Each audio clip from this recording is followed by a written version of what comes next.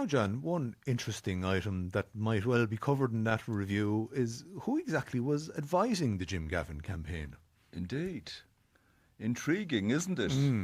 You'd have thought somebody from Fianna Fáil, but no, in fact, it's somebody with a great Fine Gael background. Yeah, smear to be Jesus himself, Ivan Yates. So we now know that Ivan Yates was doing candidate coaching for Jim Gavin, believe it or not. Which, by the way, if I was doing that, I wouldn't be shouting about it. No, very, very definitely not. We also know from Ivan Yates that he has been working with Fianna Fáil for nigh on the last 2 years. Yes. In the European elections, in the general election now, and the presidential election, and some items in between. So what's the problem here?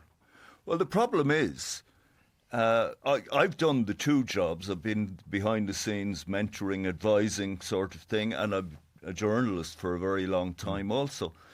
No problem doing the two jobs. So let's just declare your interest. You were the Green Party press spokesperson in government from 07 to 11. Yes. You were then working on the Gay Mitchell campaign with Fine Gael in the latter stage of 2011, and you then came back into journalism sometime after that. That's but I mean, like, it was a very public role. Everybody knows what you were working on. A matter of public record, what I was doing.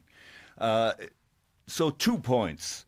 One, you can't do the two, where I come from, you can't do the two jobs at the one time. You can't be behind the scenes advising somebody how to advance their political career and then emerging and commenting about that person, among other things. That's one.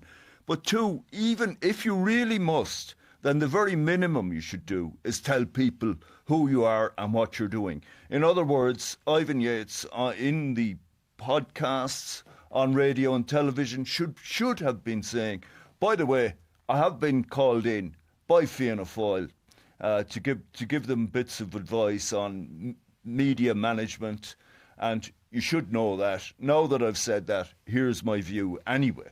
And Ivan Yates became a central figure in this presidential election because of this unsolicited advice that he gave to Fine Gael, that they should smear the BJs out of Catherine Connolly. That they should have a go at her as some kind when of... in fact he was working for Fianna Fáil. Fine Gael, the direction to them was, say she's a Russian agent of some kind, because she's kind of on the commie side of things, and other things, and just have a right old go because you have nothing to lose. Now everybody assumes since Ivan Yates, 1994 until 1997, was a Fine Gael Minister for Agriculture, a very long time frontbench Fine Gael TD. Everybody assumed he saying that was really kind of wearing his Fine Gael hat. And it created a lot of difficulty for Heather Humphreys, who was already on the back foot as a candidate, and she was trying to distance herself from that, that type of tactic, that type of campaign. So behind all of that, we discover, no, it wasn't a Fine Gael link, in fact. It was a Fianna Fáil link. So Fine Gael are rightly infuriated at this point. Yeah, because Fianna Fáil said nothing here, Tabitha. That's the problem. Well, it took them a few days. They have now come out on Monday morning and did release a statement, a short enough statement. Just to be clear, they were asked last Wednesday, what was Ivan Yates' role in your campaign? What coaching was he doing for Jim Gavin? They came back with a response that was basically saying, we don't comment upon suppliers or contractors, whether they are or otherwise. 5 days later, because this is all now in the public domain, they're out saying what? And it's grown legs as well, because it's not just now the impact on the Path to Power podcast with Matt Cooper. It's also Newstalk having to do a review because of some of the work that Ivan Yates did throughout the campaign.